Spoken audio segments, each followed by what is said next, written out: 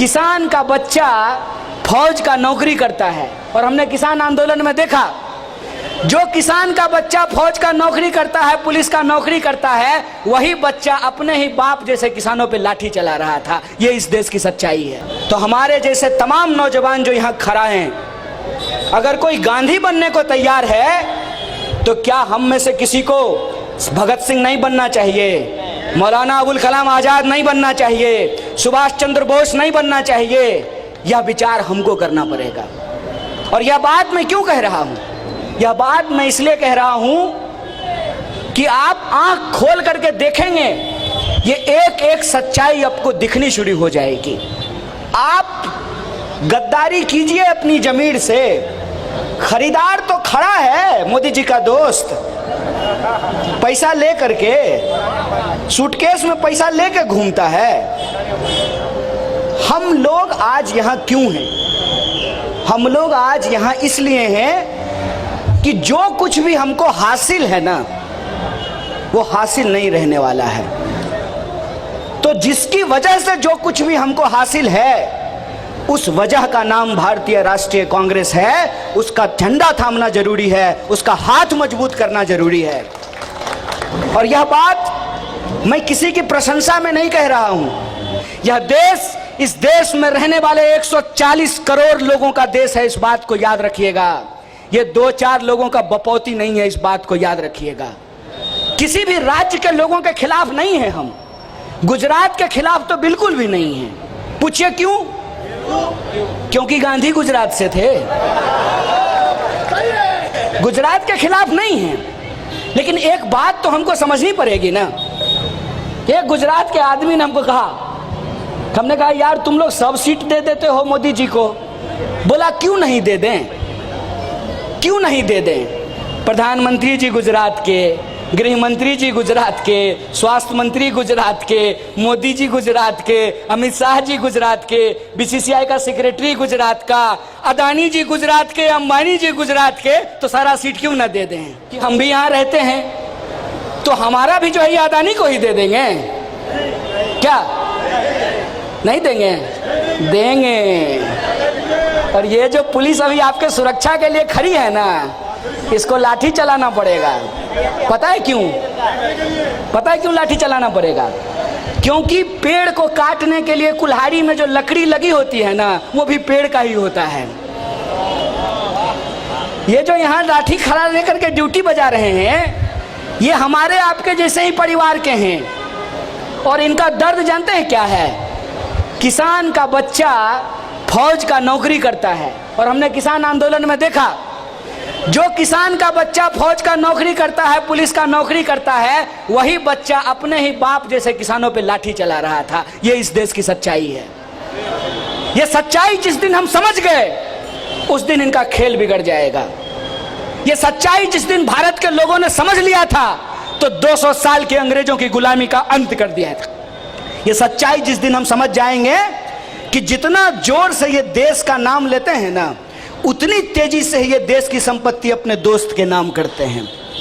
जिस दिन ये खेल हम समझ जाएंगे कि मंत्री का बेटा मंत्री बन रहा है, क्रिकेटर का बेटा क्रिकेटर बन रहा है, एक्टर का बेटा एक्टर बन रहा है, और मजदूर का बच्चा पढ़ लिख करके मजदूर भी नहीं बन पा रहा है।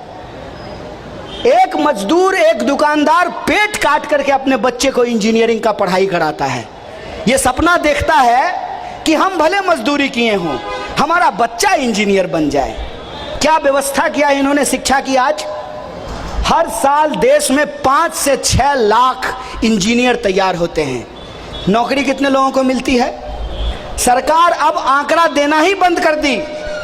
एक साल में 1,35,000, एक महीने में, एक साल में, माफ कीजिएगा, 1,35,000 लोगों को रोजगार मिला। मतलब समझे कि जो इंजीनियरिंग का पढ़ाई किया है उसको भी नौकरी नहीं मिल रही है। और आप सुन करके हैरत में पड़ जाएंगे कि इस देश में हर 1 घंटे से भी कम समय में एक नौजवान आज के डेट में आत्महत्या कर रहा है। क्यों? गरीब का बच्चा अपने जीवन के दबाव में अपना जीवन खत्म कर ले और बेईमान का बच्चा टांग पर चढ़ा करके क्रिकेट देखेगा, तुमको हमसे टकराना पड़ेगा। इस बात को याद रखना, तुमको हमसे टकराना पड़ेगा। इस देश के आम लोगों का जो तुमने दिल दुखाया है, जो उनकी संपत्ति छीनी है, जो उनके साथ बेईमानी किया है, इसका हिसाब तुमको चुकाना पड़ेगा। इस बात को याद रखना। बस आपको और हमको यह चीज समझने की जरूरत है। जब हम यहाँ आ रहे थे तो पुलिस बार बार पूछ रही थी क्या बोलेंगे। अरे क्या बोलेंगे, सच बोलेंगे। आज वास्तविक हालत क्या है? हर चीज महंगी होती जा रही है। तेल महंगा, रेल महंगा, खाना महंगा, कपड़ा महंगा, शिक्षा महंगा, दवाई महंगा, हर चीज महंगा होता जा रहा है। महंगाई आसमान छूता जा रहा है। और भाषण क्या देते हैं? विश्व में डंका बज रहा है। अपना डंका अपने पास ले लो। यहां महंगाई हमारी लंका लगाए हुए है, तुम्हारा डंका बज रहा है। महंगाई से जान जा रही है, बेरोजगारी आसमान छू रहा है।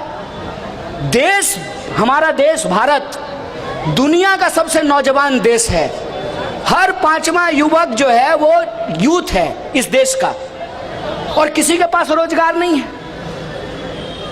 मतलब जो लोग ताकतवर हैं, जिन्होंने बेईमानी करके पैसा धन इकट्ठा कर लिया है, सिर्फ उन्हीं के बच्चों के पास रोजगार रहेगा। किसान के पास इतना पैसा नहीं है कि टमाटर वो मंडी तक पहुंचा सके।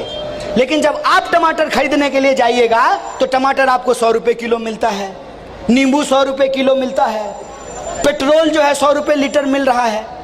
तो ये बीज का पैसा कौन खा रहा है? ये बीज का पैसा प्रधानमंत्री का दोस्त खा रहा है। और खुल करके बोलते हैं जितना ईडी भेजना है भेज देना, हम तुमसे नहीं डरते हैं। हमने कुछ किया ही नहीं है कि तुम हमको डरा लोगे, और जब हम डरेंगे नहीं तो तुम्हारे वॉशिंग मशीन में हमको साफ होने का भी जरूरत नहीं है। सच ये है कि आज देश महंगाई से, बेकारी से, शिक्षा और स्वास्थ्य की कमी से भयंकर तरीके से जूझ रहा था, जूझ रहा है। और एक आदमी आया जो सपना दिखा करके, बड़ा बड़ा सपना, सपना जानते हैं क्या था? पता नहीं आप लोगों को याद है कि नहीं है? याद है? खाता चेक करते हैं कि नहीं? 15 लाख रुपया आएगा। अरे अपना छोड़िए, हम तो कहते हैं कि भाजपा का कोई मित्र अगर आपका हो, मेरा तो है, तो हम उसको हम कभी कभी कहते हैं आओ ना, कहता नहीं आएंगे। क्यों नहीं? तुम फिर पूछोगे 15 लाख आया कि नहीं आया। मेरा भाजपा का जो दोस्त है उससे आजकल बड़ी अच्छी जो है ना बातचीत होती है। हम उसको कहते हैं चलो हम तो बीजेपी को वोट नहीं दिए थे, तो हमारे खाते में 15 लाख नहीं आया तो यह समझ में आता है। तुम्हारे में आया कि नहीं आया? बोला हमारे में भी नहीं आया। तो बोले पैसा कहाँ का गया, कहाँ? तो बोला दोस्त के पास गया है।